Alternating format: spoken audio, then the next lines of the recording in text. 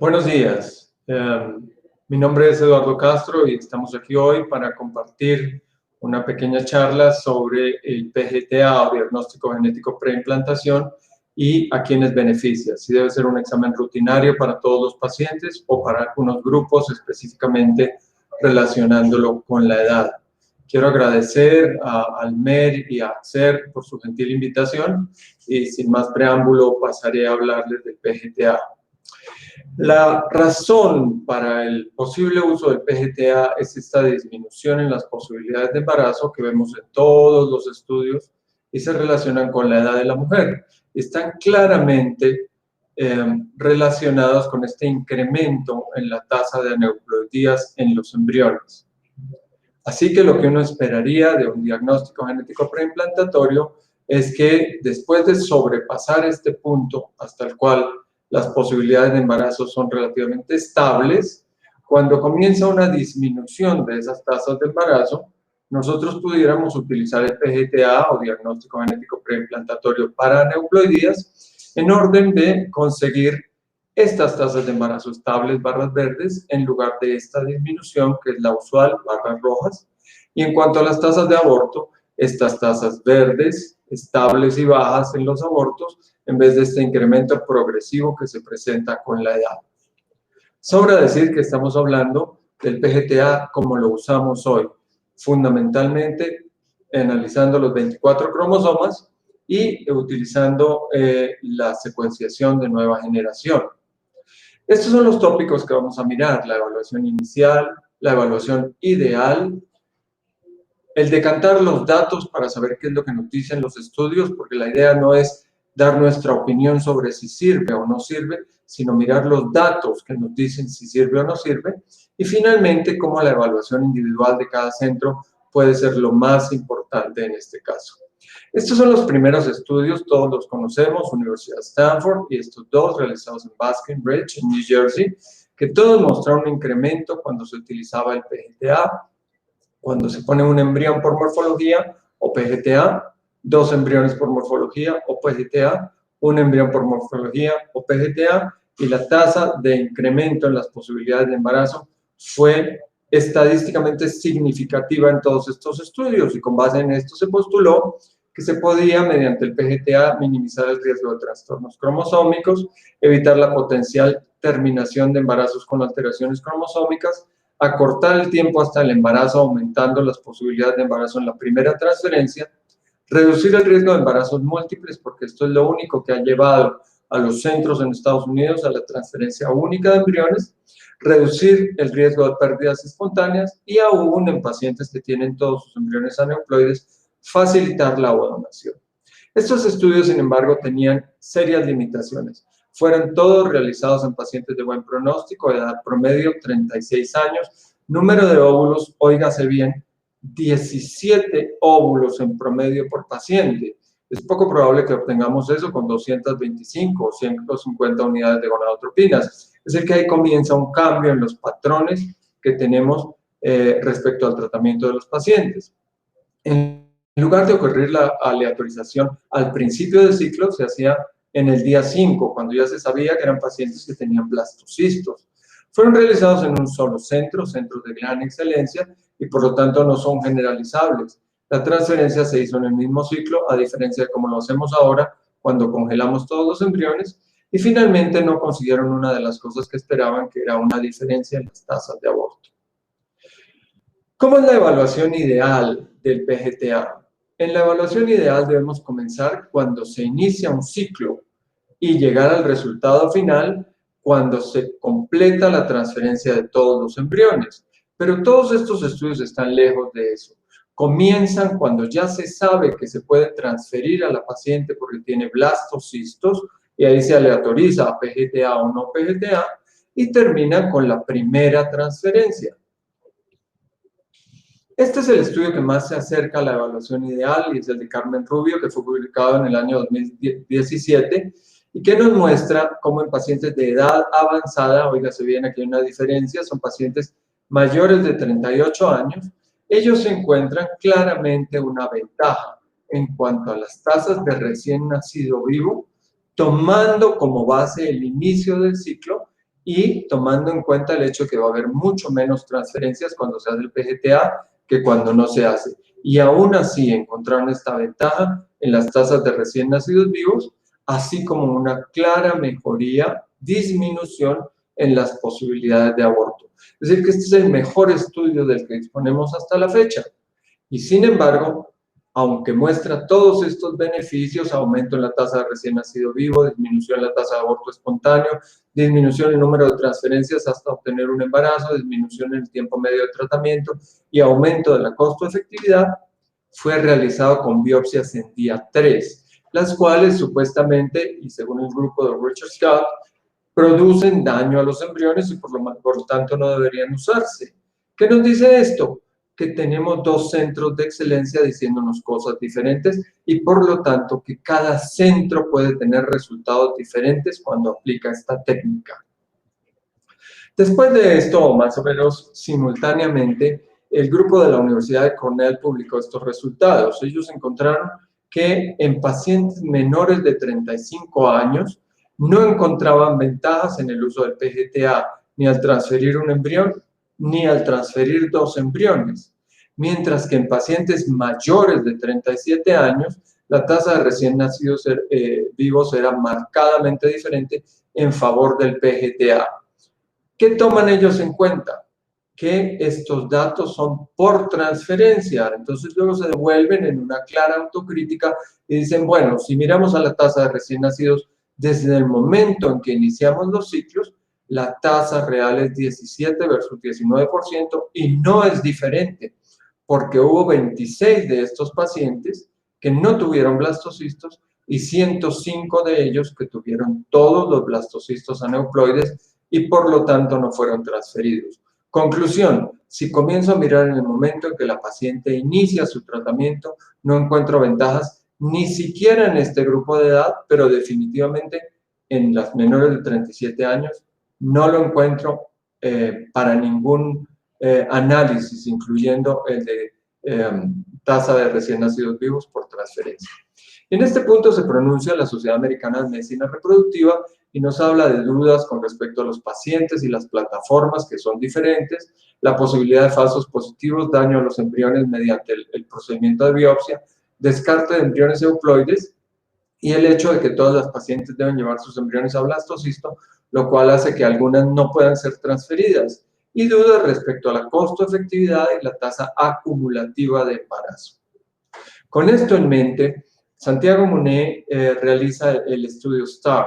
Este es un estudio en el cual se pretende demostrar en el mundo real, porque son 34 centros y 9 laboratorios de genética, que los resultados obtenidos de un solo centro se pueden generalizar cuando uno lo hace a nivel de múltiples centros.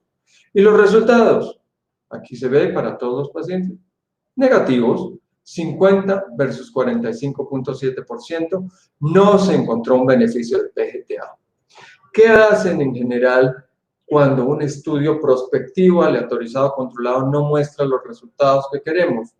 Los autores, para encontrar algún resultado útil, hacen lo que se llama un análisis post-hoc, que sin embargo correspondería en términos de validez a lo que se puede obtener de un estudio retrospectivo. Y lo que hicieron ellos fue dividir las pacientes en pacientes de menos de 35 años y pacientes de 35 a 40 años. Y si bien en las jóvenes no encontraron ningún beneficio, para los mayores de 35 años, ustedes ven aquí que ellos encontraron una diferencia significativa en las tasas de embarazo a más de 20 semanas. ¿Cómo decantamos esos datos? Bueno, repasemos. Tenemos 3 estudios que tienen un diseño que no es el adecuado porque son pacientes muy jóvenes con muchos óvulos y porque se aleatorizan en transferencia y que sin embargo nos dicen que el PGTA sirve. Y luego un estudio con un diseño ideal que nos muestra que el PGTA sirve pero solo para pacientes mayores de 38 años y con biopsia en día 3. Y luego un par de estudios retrospectivos y finalmente el estudio STAR que tiene un mejor diseño y es más generalizable, pero que dio unos resultados negativos, no mostró ventajas del PGTA. ¿Cómo reanalizamos el estudio STAR? El estudio STAR nos empieza a tomar los datos aquí, después de que tenemos las pacientes listas para transferencia. Como dijimos desde el principio, lo ideal es que tomemos al inicio del ciclo. Así que yo personalmente, para una charla que di para hacer el año pasado, hice este reanálisis. Esto es la realidad del estudio STAR. Son 984 pacientes, 661 se aleatorizaron y desde ahí comenzaríamos a hablar de intención de tratar. Y luego está el análisis por transferencia, que es como el que hicieron los otros estudios, y luego están las tasas de embarazo en curso a más de 20 semanas. Y como dijimos, cuando ellos vieron todas las pacientes, no encontraron ninguna ventaja del PGTA en términos generales, pero menos todavía en mi reanálisis cuando yo parto de aquí en vez de partir de aquí. Y luego ellos nos dicen, bueno, lo que pasa es que hay 167 pacientes que no tuvieron embriones y nosotros no queremos incluirlas. Bien, pero nos dicen también, cuando las pacientes son mayores de 35 años, hay una ventaja del PGTA, 50.8 versus 37.2% de tasa de embarazo en curso por encima de 20 semanas. Y yo digo, no, un momento, si tomamos aquí, porque para eso es que aquí aleatorizamos, tenemos que tener en cuenta estas pacientes. Es decir, que para cuando ellos comienzan a contar aquí en transferencia, tienen un 20.5% de esas pacientes que no llegaron a tener los 2 blastocitos y fueron excluidas, y un 17.2% que no tuvieron embriones euploides, y ninguna de ellas va a tener transferencia. Es decir, que con el PGTA no tienen futuro. Y eso nos lleva a este reanálisis. No se trata de este 41% versus 35%, que ya no es significativo cuando estamos aquí, en vez de aquí, como nos lo proponen ellos, sino que si vamos más atrás, aquí aleatorización, la tasa de embarazo en curso en mayores de 35 años, donde se supone que más sirva el PGTA, no mostró diferencias estadísticamente significativas. Y como esto se le podría ocurrir a cualquiera, no solo se me ocurrió a mí, sino también a Raúl Orvieto, quien junto con Norbert Gleicher lo publicó el año pasado en el Journal of Assisted Reproduction and Genetics, y ellos hacen su análisis incluso antes del mío que viene aquí, ellos lo hacen aquí. Y dicen, no señor, la tasa real de estas pacientes es 31.6 versus 28%, sin ninguna ventaja para el PGTA y no como nos lo sugiere Santiago Monet en sus resultados. Eduardo Somillana hace un análisis del estudio STAR y nos dice, ¿por qué es que si la tasa de aneuploidías fue alta, no sirvió el PGTA? Y nos muestra algunas posibilidades. Daño a los embriones por la biopsia, y esto puede variar de un centro a otro. Tasas de abortos que no mejoraron por posibles falsos negativos, y posibles falsos positivos que conduzcan al hecho de que uno no esté transfiriendo embriones que potencialmente podrían producir embarazos. Y lo que nos dicen es, hay que hacer un análisis local. Cada centro debe revisar tasas de aneuploidía y debe evaluarse la variabilidad entre centros. Después del STAR, ¿hay algo más que nos pueda guiar, que nos haya servido?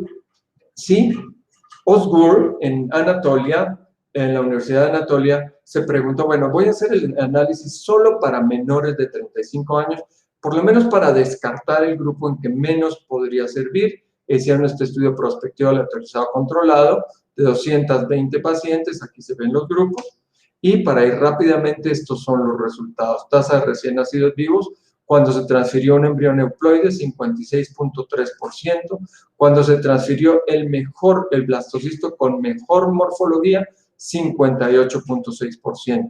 Hay que anotar que estos son pacientes de excelente pronóstico, que llegaron a tener un número muy alto de blastocistos y por lo tanto tampoco representan la población general, pero no muestran ninguna ventaja del PGTA en pacientes menores de 35 años. Otro grupo muy interesante, las donantes. Este es un estudio del Instituto Nacional de Salud, cuyo laboratorio funciona en Shady Grove, en Baltimore. Y lo que vemos aquí es que ellos hicieron este estudio en donantes. Muy interesante. Son 1.291 receptoras que recibieron óvulos de 223 donantes, 262 ciclos con PGTA y 1029 sin PGTA de óvulos hermanos, es decir, obtenidos exactamente en la misma punción.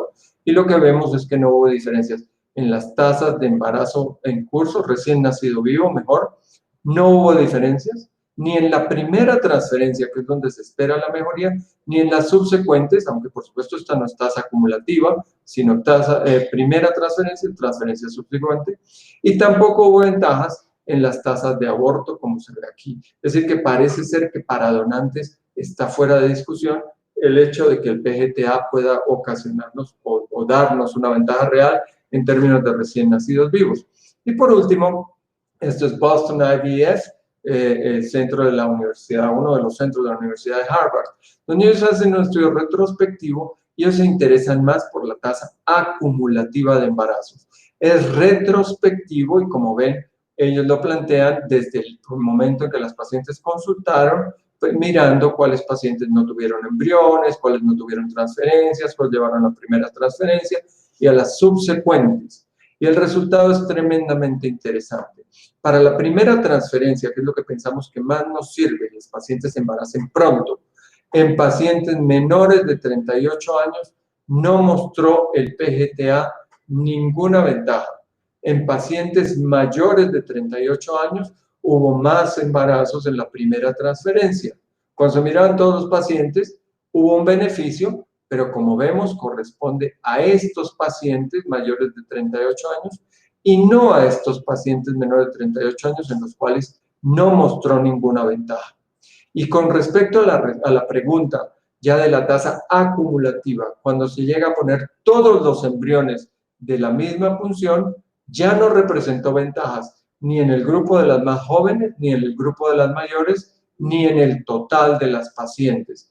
Es decir, que el beneficio que podemos esperar del PGTA es un incremento en las tasas de embarazo en la transferencia inicial y no todas las pacientes, sino solo las menores de 38 años, según este estudio. ¿Cómo se hace entonces la evaluación individual? Bueno, aquí tenemos que lo que hace necesaria la evaluación individual es que en contraposición a esto que nos dice que las tasas de aneuploidía solo se relacionan con la edad, aquí tenemos un análisis del estudio de Santiago Muné en el que vio las tasas de euploidía en pacientes que eran donantes y ven la variación enorme de un centro a otro. Y luego hay procedimientos que pueden cambiar esas tasas de euploidía y las tasas de recién nacidos vivos o de embarazo en curso, como en este estudio vemos cuando se hizo la biopsia en el día 3, cuando se hizo el hatching para la biopsia en el día 3 o se hizo en el día 5, hay diferencias estadísticamente significativas en el resultado final. Así que podemos estar induciendo diferencias en los resultados del PGTA en un centro o en otro, dependiendo de los procedimientos que tengamos. ¿Cómo hace uno el análisis en su propio centro? Estos son los primeros 6 meses después de la pandemia, entre mayo y octubre del 2020 en Reprotec, que es nuestro centro, y tuvimos 31 casos de pacientes transferidas. Tasa de embarazo, 74%, tasa de implantación, 76%, tasa de aborto, 13%, tasa de embarazo más allá de las 20 semanas, 65%. Y fue similar por edad en todos los grupos, y fue similar por médico en cuanto a tasas de embarazo y de implantación. Pero recuerden, aquí estamos haciendo este corte, las pacientes que se transfirieron. ¿Y por qué es eso importante? Pues porque para llegar a tener blastocistos necesitamos un alto número de óvulos, como lo calculó en su momento Ubaldi, Filippo Ubaldi, mostrándonos que para una paciente de 39 años necesitamos 11 óvulos para tener un embrión euploide, y a los 42, 18 óvulos para tener un embrión euploide. Así que cuando nosotros nos devolvemos y hacemos como dijimos que debemos hacer desde el inicio del ciclo, vemos que el total de casos realmente fue 51, 13 cancelaron de inicio, 17 no tuvieron embriones euploides, y por lo tanto ya no se ve tan lindo el conteo.